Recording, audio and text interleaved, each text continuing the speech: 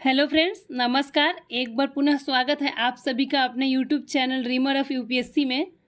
तो एनसीईआरटी की जो सीरीज चल रही है उसमें आज हम बात करेंगे क्लास 6 हमारे अतीत के अध्याय चौथे के बारे में। अध्याय चौथा का शॉर्ट नोट्स आज हम डिस्कस करेंगे।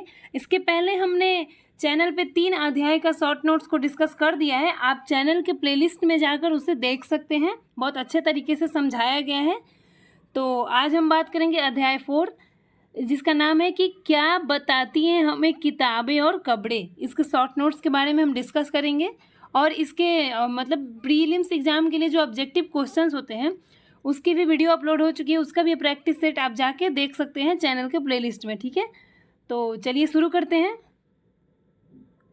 तो देखिए, जैसे कि मतलब चैप्टर का नाम है कि क्या बताती है हमें किताबें और कपड़े। इससे हमें ये समझ में आता है कि हमें ये जानना है कि हम किताब और कपड़ों से क्या क्या जान सकते हैं, क्या क्या जानकारी प्राप्त कर सकते हैं। ठीक है, तो शुरू करते हैं, जिसमें हमारा पहला टॉपिक है कि दुनिया के प्राचीनतम ग्रंथों में से एक ग्रंथ। देखिए, दुनिया के मतलब जो सबसे प्राचीन ग्रंथ है वो है वेद। दुनिया का सबसे प्राचीन ग्रंथ क्या है? वेद। और वेद कितने प्रकार के हैं? 4 वेद में कौन कौन से हैं? ऋग्वेद, सामवेद, यजुर्वेद, अथर्ववेद। ठीक है, तो दुनिया का सबसे प्राचीनतम ग्रंथ हो गया वेद। और वेद कितने प्रकार के हैं? 4, ऋग्वेद, सामवेद, यजुर्वेद, अथर्ववेद। और इन वेदों में भी जो सबसे पुराना वेद है वो है ऋग्वेद। ऋग्वेद सबसे पुराना वेद है। इसकी रचना लगभग 3500 साल पहले की गई थी। ठीक है, और इसमें 1000 से ज़्यादा प्रार्थनाएं हैं जिन्हें सूक्त कहा गया है। ठीक है, सूक्त कहा गया है। तो सबसे प्राचीनतम वेद कौन सा है? ऋग्वेद, जिसकी रचना लगभग 3500 साल पहले की गई है और ये सबसे पुराना वेद है। इसमें 1000 से ज़्यादा प्रार्थनाएं हैं जिन्हें सूक्त कहा गया है। सूक्त का मतलब होता है सूक्त का मतलब होता है कि अच्छी तरह से बोला गया। ठीक है, ये क्या है कि विभिन्न देवी देवताओं की स्तुति में रचे गए प्रार्थनाएं हैं। और जो विभिन्न देवी देवताएं थे उनमें से कौन कौन से देवता महत्वपूर्ण थे? तो 3 देवता सबसे ज़्यादा महत्वपूर्ण थे। एक अगिन, इंद्र और सोम। सोम एक वृक्ष का नाम है। अगिन को आग के देवता, इंद्र को युद्ध के देवता, और सोम एक पौधा है जिसमें खास मतलब सोम एक प्रकार का पौधा है, इससे खास प्रकार का एक पेय बनाया जाता था। तो 3 प्रकार के देवी देवताओं की स्तुति सबसे ज़्यादा की जाती थी। जो 1000 से ज़्यादा प्रार्थनाएं हैं उसे सूक्त कहा जाता है। प्रार्थनाओं को ऋग्वेद में सूक्त कहा गया है। सूक्त का मतलब होता है अच्छी तरह से बोला गया, जिसमें देवी देवताओं की स्तुति की गई है। और सबसे ज़्यादा महत्वपूर्ण कौन कौन सी देवी देवता है? तो अगिन, इंद्र और सोम। ठीक है, ऋग्वेद में जो प्रार्थनाएं हैं जिन्हें सूक्त कहा गया है, उन प्रार्थनाओं की रचना किसने किया है? तो उन प्रार्थनाओं की रचना ऋषियों द्वारा की गई है। ठीक है, ऋषियों के द्वारा उन प्रार्थनाओं की रचना की गई है। और ऋग्वेद में जिस प्रार्थनाओं की रचना की गई थी, तो मतलब कि ऋग्वेद में जो प्रार्थनाएं की रचना की गई थी उन प्रार्थनाओं की भाषा क्या थी? अर्थात ऋग्वेद की भाषा प्राक संस्कृत या वैदिक संस्कृत भाषा थी। प्राक मतलब होता है प्राचीन। प्राक मतलब क्या होता है? प्राचीन। प्राक मतलब होता है प्राचीन, अर्थात प्राचीन संस्कृत की भाषा थी। ऋग्वेद की भाषा कैसी थी? तो प्राचीन संस्कृत। और जो संस्कृत भाषा है वो भारोपीय भाषा परिवार का हिस्सा है। भारोपीय भाषा परिवार का हिस्सा है संस्कृत भाषा, जिसमें आपकी भारत की कई भाषाएं आ जाएंगी और यूरोप की बहुत सी भाषाएं आ जाएंगी। भारत की भाषाओं में जैसे कि असमिया, गुजराती, हिंदी, कश्मीरी और सिंधी, एशियाई भाषाएं जैसे मतलब इत्यादि सब आ जाएंगी। और यूरोप की बहुत सी भाषाएं में आ जाएंगी अंग्रेजी, फ्रांसीसी, जर्मन, यूनानी, स्पेनिश इत्यादि। ये सब भारोपीय भाषा परिवार से जुड़े हुए हैं। ठीक है, और जो ऋग्वेद था उसका उच्चारण और श्रवण किया जाता था, पढ़ा नहीं जाता था इसका उच्चारण किया जाता था और श्रवण मतलब सुनना, बस इसका उच्चारण और श्रवण होता था, इसको पढ़ा नहीं जाता था। अब देखिए, तो ऋग्वेद का अध्ययन कैसे करते थे? तो ऋग्वेद में कुछ सूक्त होते थे। कुछ सूक्त जो होते थे वो वार्तालाप रूप में होते थे, मतलब कि बातचीत के रूप में होते थे, जिसमें कुछ सूक्त दिए गए हैं। जैसे कि एक विश्वामित्र ऋषि और देवी देवताओं के रूप के बीच एक सूक्त दिया गया है। देवी देवताओं में हो गया ब्यास नदी और सतलुज नदी, मतलब कि विश्वामित्र ऋषि और देवी देवताओं के जो कि नदियों के रूप में है। तो ब्यास और सतलुज नदी और विश्वामित्र के ऋषि के बीच एक संवाद का वर्णन किया गया है, जो वार्तालाप का रूप है। और इनमें जो मतलब कि बीच जो ये संवाद होते थे, ऐसे ही सूक्त का ये अंश होते थे। तो इसी का अध्ययन किया जाता था, कुछ कुछ सूक्तों का अध्ययन किया जाता था जो संवाद के रूप में होते थे। तो जो हमारा दूसरा टॉपिक है वो है कि मवेशी, घोड़े और रथ। ठीक है, मवेशी, घोड़े और रथ। ऋग्वेद में मवेशियाँ और घोड़ों की प्राप्ति के लिए अनेक प्रार्थनाएं हैं। मतलब ऋग्वेद में सबसे ज़्यादा मतलब अनेक प्रार्थनाएं मवेशियाँ, बच्चों में सबसे ज़्यादा पुत्रों के लिए और घोड़ों के लिए बहुत सारी प्रार्थनाएं हैं। ठीक है, जिसमें घोड़े का काम होता था लड़ाई में रथ खींचने का काम होता था। ये घोड़ा क्या करता था कि जब युद्ध होता था, जब कोई लड़ाई होती थी, तो ये रथ खींचने का काम करता था। तो घोड़ा के लिए भी प्रार्थनाएं हैं। और युद्ध मतलब क्यों होती थी, तो कभी कभी मवेशी जीत के लिए भी युद्ध होता था, और ज़मीनों के लिए भी युद्ध होते थे। ज़मीन मतलब लड़ाइयाँ वैसी ज़मीन के लिए भी लड़ी जाती थी जहाँ अच्छे चारागाह हों और जहाँ पर जौ जैसी फसलें तैयार हो जाने वाली फसलों को उपजाया जा सकता था। मतलब जहाँ अच्छे चारागाह होते थे उस ज़मीन के लिए भी लड़ाइयाँ होती थी। कभी कभी पानी के स्रोतों के लिए भी लड़ाइयाँ होती थी। तो इन सब लड़ाइयों में रथ खींचने का काम घोड़ा करता था। ठीक है, और इन सब के लिए प्रार्थनाएं ऋग्वेद में है। और जो लड़ाई में जब जो जीते हुए धन होते थे, जो जीते गए धन होते थे, उसका कुछ भाग क्या होता था कि कुछ भाग सरदार रखते थे, कुछ भाग पुरोहित, और शेष जो था वो आम जनता, और कुछ धन यज्ञ में शामिल कर दिया जाता था। मतलब कि कुछ धन यज्ञ के लिए भी प्रयुक्त होते थे। अब यज्ञ में आग की आहुति दी जाती थी, आग की आहुति दी जाती थी। और देवी देव ये आहुतियाँ किसको दी जाती थी, तो देवी देवताओं को आहुतियाँ दी जाती थी। घी, अनाज और कभी कभी जानवर को भी आहुतियाँ दी जाती थी। मतलब जो जीते गए धन होते थे तो उसमें से घी, अनाज और जानवर की भी आहुतियाँ दी जाती थी यज्ञ में। ठीक है, तो इस प्रकार जो जीते गए धन हो गए वो उसके कुछ भाग सरदार, कुछ पुरोहित और शेष आम जनता, और कुछ धन यज्ञ के लिए प्रयुक्त होते थे।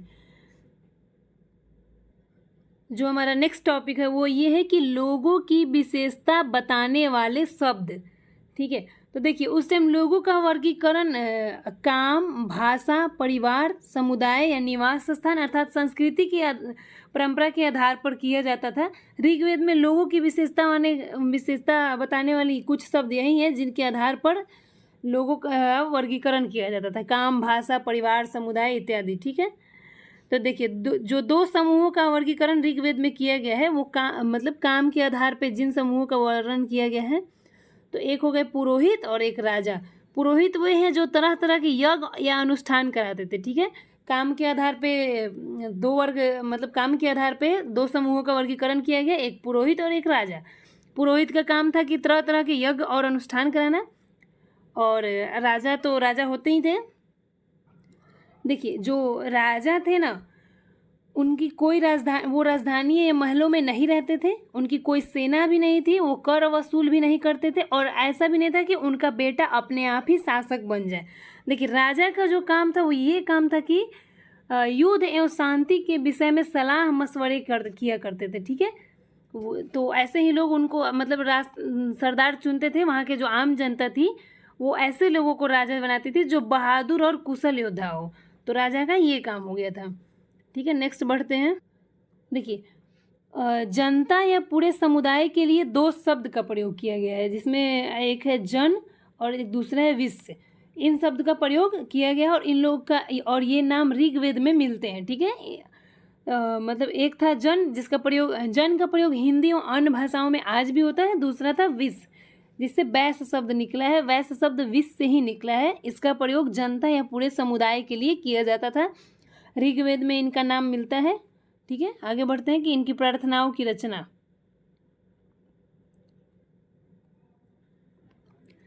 जिन लोगों ने ऋग्वेद की प्रार्थनाओं की रचना की है वो खुद को कभी कभी खुद को आर्य बताते हैं, तथा अपने विरोधियों को, जो उनके विरोधी थे, उनको दस्यु या दास कहते थे। ठीक है, अब यहाँ देखिए दस्यु वे लोग थे, दस्यु का अर्थ है कि दस्यु कौन थे, तो दस्यु वे लोग थे जो यज्ञ नहीं करते थे और ये दूसरी भाषा बोलते थे। ठीक है, सामान्यतः ये दूसरे, मतलब शायद ये दूसरी भाषाएं बोलते थे। बाद के समय में क्या हुआ कि दस्यु मतलब कि दास शब्द का अर्थ हो गया गुलाम, तो गुलाम अब बाद में दास शब्द का अर्थ गुलाम हो गया। दास वे स्त्री और पुरुष होते थे जिन्हें युद्ध में बंदी बनाया जाता था, ठीक है। इस प्रकार से मतलब प्रार्थनाओं की जो रचना करते थे वो खुद को आर्य बताते थे और विरोधियों को दास बताते थे। दास शब्द बाद में आगे चलकर दास का अर्थ हो गया गुलाम। गुलाम का तात्पर्य है कि जो लोग युद्ध में बंदी होते थे। नेक्स्ट हमारा टॉपिक है कि खामोशी प्रहरी कहानी महापसानों की। कहानी महापसानों की। अब ये महापसान की कहानी है, यहाँ से हम लोग महापसान की कहानी पढ़ेंगे, ठीक है। देखिए, जब जिस युग में उपमहाद्वीप के उत्तर पश्चिम में ऋग्वेद की रचना हो रही थी, उसी समय दूसरी जगहों पर एक अलग तरह का विकास हो रहा था। अलग तरह के विकास क्या हो रहा था कि महापसान काल सभ्यता की विकास हो रही थी, ठीक है। तो यहाँ हम पढ़ेंगे। देखिए, महापसान शब्द का अर्थ हो गया कि महा मतलब हो गया बड़ा और पसान का अर्थ हो गया पत्थर। इस प्रकार हम महापसान शब्द का अर्थ समझ गए, तो इसको महापसान को समझने में ज़्यादा समय नहीं लगेगा। महापसान का अर्थ क्या हो गया? क्या महा का अर्थ है बड़ा और पसान का अर्थ होता है पत्थर। महापसान को शिलाखंड महापसान के नाम से जाने जाते हैं। शिलाखंड महापसान। महापसान में क्या होता था कि कब्र के पास दफन करने की जगह, मतलब दफन करने के मतलब कि जो शिलाखंड है उसका तात्पर्य इस बात से है कि कब्र के पास जो दफन करने की जगह होती थी, जो पत्थर की जगह होती थी, वही शिलाखंड होता था, ठीक है। मतलब कि महापसान काल में लोगों को जब दफन किया जाता था तो उनके ऊपर बड़े बड़े पत्थर से उनको ढक दिया जाता था, वही शिलाखंड होता था, ठीक है। तो दफन करने की जगह को शिलाखंड कहते हैं, ठीक। अब महापसान कब्रें, देखिए महापसान कब्रों के बारे में जानेंगे। महापसान कब्रें बनाने की शुरुआत लगभग 3000 वर्ष पहले स्टार्ट की गई है, ठीक है। 3000 यह प्रथा कब स्टार्ट हुई है? तो 3000 वर्ष पहले दक्कन, दक्षिण भारत, उत्तर पूर्वी भारत और कश्मीर में प्रचलित थी यह प्रथा, ठीक है। महापसान कब्रें बनाने की प्रथा कहाँ कहाँ प्रचलित थी? तो दक्कन, दक्षिण भारत, उत्तरी पूर्व और कश्मीर में ये प्रथा प्रचलित थी और ये प्रथा लगभग 3000 वर्ष पहले शुरुआत की गई थी। महापसान कब्रें को ताबूत समाधान अर्थात शिष्ट भी कहा जाता है, ठीक है। इसमें क्या होता था कि मृतकों को मतलब साथ साथ कई बार मतलब कि महापसान की जो कब्रें हैं ना उसमें कुछ कुछ समानताएं भी पाई गई हैं, जैसे कि खास किस्म की मिट्टी के बर्तनों के साथ दफनाया जाता था। यहाँ मृतकों को कैसे दफनाया जाता था? एक मिट्टी के बर्तनों के साथ दफनाया जाता था, जो कि खास किस्म के मिट्टी के बर्तन थे। और ये इन्हें काले लाल मिट्टी के बर्तन भी कहा जाता नाम से जाना जाता था। इसको ब्लैक एंड रेड वेयर भी कहा जाता है। ये प्रीलिम्स एग्जाम में पूछा जाता था सामान्यतः प्रीलिम्स एग्जाम में कि काले लाल मृदभांड का संबंध कहाँ से है? तो महापसान के कब्रों से संबंध है, ठीक है। और इनके कब्रों से और क्या क्या मिले हैं? तो देखिए, इनके कब्रों से लगभग इनके साथ ही मतलब कि लोहे के औजार और हथियार मिले हैं, घोड़े के कंकाल मिले हैं तथा पत्थर और सोने के गहने भी मिले हैं महापसान काल के कब्रों से, ठीक है। महापसान कब्रें में कुछ समानताएं तो होती थी, लेकिन कुछ असामान्यताएं भी है, जिसके कारण हमें सामाजिक असमानताओं के बारे में पता लगता है, ठीक है। लोगों की सामाजिक असमानताओं के बारे में, ठीक है। तो इसमें कैसे पता लगता है कि जो पुरातत्वविदों का मानना है कि कंकाल के साथ पाई गई चीज़ें मरे हुए व्यक्ति की ही रही होगी, क्योंकि कभी कभी एक कब्र की तुलना में दूसरी कब्र में ज़्यादा चीज़ें मिलती थी। मतलब कि कोई एक कब्र होता था तो कभी कभी क्या होता था कि किसी कब्र में कम सामान था तो किसी कब्र में ज़्यादा सामान था। तो इससे पुरातत्वविद अंदाजा लगाते हैं कि कंकाल के साथ जो भी वस्तुएं दफनाई जाती थी वो मरे हुए व्यक्ति की ही रही होगी, कोई अलग से वस्तुएं नहीं आती थी। तो देखिए, एक जगह है ब्रह्मगिरी, उसमें एक व्यक्ति की कब्र में 33 सोने के मनके और शंख मिले हैं, ठीक है। 33 सोने के मनके और शंख मिले हैं ब्रह्मगिरी के एक व्यक्ति के कब्र में। वहीं दूसरी कंकाल में सिर्फ कुछ मिट्टी के बर्तन मिले हैं। ब्रह्मगिरी का ही दोनों कब्र है, लेकिन एक कब्र में 33 सोने के मनके और शंख मिले हैं और दूसरे कंकाल में सिर्फ कुछ मिट्टी के बर्तन मिले हैं। इससे क्या होता है कि हमें सामाजिक स्थिति में भिन्नता नज़र आती है। मतलब कि वहाँ के जो महापसान काल की स्थिति थी, सामाजिक स्थिति, वो भिन्नता थी। उसमें क्या था कि कुछ लोग अमीर थे, कुछ गरीब, कुछ सरदार, कुछ अनुयायी, ठीक है। तो सामाजिक स्थिति में भिन्नता भी नज़र आती है, क्योंकि वहाँ पे अलग अलग कब्रों में अलग अलग चीज़ें दफनाई गई हैं। महापाषाणों में क्या होता था कि कभी कभी एक से अधिक कंकाल भी मिलते थे, एक से भी अधिक कंकाल मिलते थे। इससे इस बात का तात्पर्य है कि एक ही परिवार के लोगों को एक ही स्थान पर अलग अलग समय पर दफनाया गया था। मतलब कि जब एक ही जगह से एक से अधिक कंकालें मिलती थी तो इससे यह अंदाज़ा लगता है कि एक परिवार के लोगों को एक ही स्थान पर अलग अलग समय पर दफनाया गया था। मतलब कि जैसे जैसे लोग मरते गए होंगे उसी स्थान पे फिर उसके पीछे जो भी मरे होंगे उनको दफनाया गया था। एक ही, इस प्रकार हम कह सकते हैं कि एक ही स्थान पर अलग अलग समय पर, मतलब एक ही साथ तो सब लोग नहीं मरे होंगे, अलग अलग समय पे ही मरे होंगे, तो लेकिन उसी स्थान पे दफनाया गया था। तो ऐसे क्या होता था कि ऐसे स्थानों पर गोलाकार लगाए गए पत्थर या चट्टान चिन्हों का काम करते थे। मतलब कि जो पत्थर होते थे, जो महापाषाण काल में जो मतलब जो कब्रें बनती थी उसको पत्थर से ढका जाता था, तो वो पत्थर ही निशान के काम आते थे जहां इंसान दोबारा शव को दफना सकते थे। ठीक है, अब एक टॉपिक है कि इनाम गांव के एक विशिष्ट व्यक्ति की कब्र। मतलब कि इनाम गांव से एक विशिष्ट व्यक्ति की कब्र मिली है, उससे हमें क्या क्या जानकारी प्राप्त होती है। तो चलिए पढ़ते हैं इसको। सबसे पहले हम जानेंगे कि इनाम गांव कहाँ है। तो देखिए, इनाम गांव भीमा की सहायक नदी घोर के किनारे एक जगह है। कभी कभी प्रीलिम्स में पूछा जाता है कि भीमा की सहायक नदी कौन सी है, तो घोर। ये एनसीईआरटी में ही ऐसे छोटी छोटी चीज़ें मिलेंगी, बाकी किसी बुक में नहीं मिलेंगी। तो इनाम गांव कहाँ पे है, तो भीमा की सहायक नदी घोर के किनारे एक जगह है। ठीक है, इस जगह पर 3600 से 2700 साल पहले लोग रहते थे और यहाँ वयस्क लोगों को प्रायः गड्ढे में सीधा लेटाकर दफनाया जाता था। सिर उत्तर की ओर रहता था। कई बार घर के अंदर ही इन लोगों को दफना दिया जाता था, तो कई बार बाहर भी। देखिए, तो मतलब कि इनाम गांव कहाँ है, भीमा की सहायक नदी घोर के किनारे बसा है। और यहाँ के इस सभ्यता, मतलब कि यहाँ की संस्कृति कब विकसित हुई है, तो 3600 से 2700 साल पहले। और इस टाइम गड्ढे में सीधा लेटाकर लोगों को दफना दिया जाता था, जिसमें सिर उत्तर साइड होता था। और कई बार तो घर के अंदर ही दफना दिए जाते थे।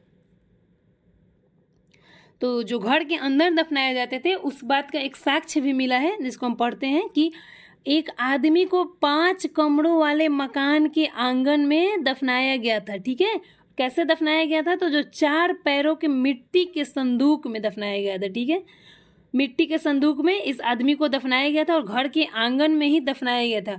और ये बस्ती के बीच में बसा घर था, मतलब जो बस्ती थी उसके बीच में बसा घर था और गांव में सबसे बड़ा घर था। और इस घर में एक अनाज का गोदाम भी था। और इसी घर में एक आदमी को 5 कमरों वाले मकान के आंगन में दफनाया गया था मिट्टी के संदूक में, और ये सबसे बड़ा घर था। तो इनाम गांव से इस बात का साक्ष्य मिला है कि कई बार घर के अंदर ही कब्रें बना दी जाती थी। ठीक है, अब इनाम गांव के लोगों के काम धंधे क्या थे, तो इसके बारे में हम पढ़ते हैं कि पुरातत्वविदों को क्या है कि गेहूँ, जौ, चावल, दाल, गेहूँ, जौ, चावल, दाल, बाजरा, मटर, तिल के बीज मिले हैं। कई बार जानवर की हड्डियां भी मिले हैं। जानवर की हड्डियों पर कांटे के निशान भी थे। कांटे के निशान से यह अंदाजा होता है कि लोग इन्हें खाते होंगे। ठीक है, गाय, बैल, भैंस, बकरी, भेड़, कुत्ता, घोड़ा, गधा, सुअर, सांभर, चितकबरा, हिरन, खरहा, नेवला, चिड़िया, घड़ियाल, कछुआ, केकड़ा और मछलियों की हड्डियां भी पाई गई हैं। ऐसे साक्ष्य मिले भी हैं, ऐसे भी साक्ष्य मिले हैं कि बेर, आंवला, जामुन, खजूर इत्यादि और कई तरह की रसभरियाँ एकत्र की जाती थी। ठीक है, तो इस प्रकार हमारा अध्याय 4 समाप्त होता है। उम्मीद है आप लोगों को ये शॉर्ट नोट्स अच्छे लगे होंगे, आप लोग के लिए फ़ायदेमंद होगा। अगर आप लोग के लिए उपयोगी है तो प्लीज़ चैनल को लाइक, शेयर और सब्सक्राइब ज़रूर कीजिए। Thank you so much. मिलते हैं नेक्स्ट वीडियो में।